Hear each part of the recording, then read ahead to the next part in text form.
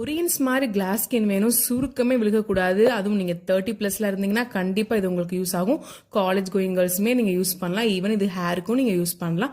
ஃப்ரிட்ஜில் 2 to 4 days நீங்கள் வச்சுக்கலாம். அதுக்கு ஒரு மிக்சி ஜாரில் 2 ஸ்பூன் பச்சரிசி ஊற வச்சு எடுத்துக்கோங்க. 3 மணி நேரம் ஊறி இருக்கணும். நார்மல் அரிசியும் எடுத்துக்கலாம், இல்லைன்னா நீங்கள் அரிசி மாவு கூட நீங்கள் எடுத்துக்கலாம். 2 ஸ்பூன் ஃப்ளாக்ஸ் சீட் சேர்த்துக்கோங்க.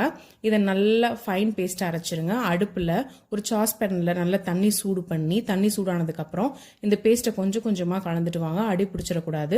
நல்லா கிண்டிட்டு வந்தீங்கன்னா ஒரு 3 minutes நல்ல ஒரு கூழ் பதத்துக்கு வந்துடும். அதுக்கப்புறம் ஒரு ஸ்ட்ரெயினர் வச்சு சூடாக இருக்கும் போதே வடிகட்டிடுங்க.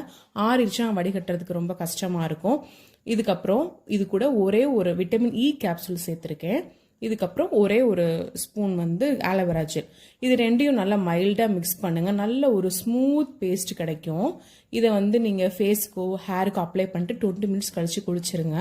வாஷ் பண்ணிடுங்க. ரொம்பவே நல்லா இருக்கும்.